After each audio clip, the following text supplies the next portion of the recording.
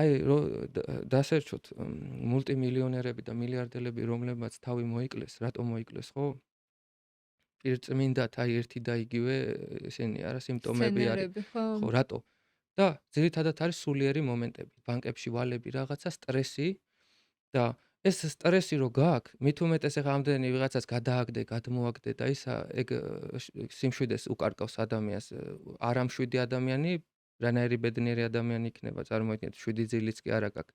და სუიცი რო ვიღაცის ვალი გაქვს, იმიტომ რომ ის წართმეული ვალად გედება, იმიტომ რომ იმან სუიცის რომ შენ იმას წაართვი და როგორც კი მოძლიერდება, ეგრევე 2 მაქვს და 3 მაქვს ამოიღებს შენგან და ადგილსაც მიგიჩენს და სწორიც ღირსიც იქნება ის წამთმევი, რომ განიცადოს ერთი იმას რა განაცდევინა და ეგრე ვალები რო იმაში გაქვს, სადღაც აღარ გაგიმართლებს. აი ეხა რაღაცა ომებია, ვირუსებია, ვერ გაიგებ ხვალ რა მოხდება. აი ეგრე ვალები რო გაქვს და რო ვეღარ იხდი იმ ბანკის ვალს, რას გიზავს ბანკი?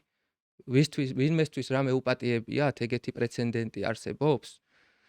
ხო და წაართმევს ყველაფერს და ეგეთ ადამიანს რო ყველაფერს წაართმევ, ვიცი რა მოუვა? თავს მოიკლავს.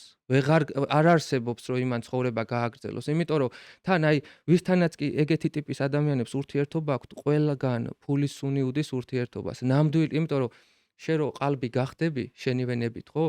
შენ გარშემო ყველაფერი ყალბი იქნება. და იმიტომ რომ ნამდვილი ადამიანი რომ მოვიდეს გეტყვის რომ ბიჭო რანაირადაც ცხოვრობ და შეიზიზღებ ეგეთ ადამიანს, ეზიზღებათ ეგეთი ადამიანები. და შესაბამისად მოვა ეგ შენაირი დასწავლული ის ციგნები იმასაც რო აქვს წაკითხული ისეთი.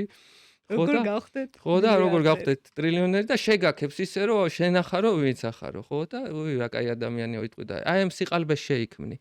და თან ანუ ყველაფერი წარმოიდგინე ადამიანობა შეწირული გაქვს ამ მიზნისთვის და ყველაფერი გენგრევა თავზე.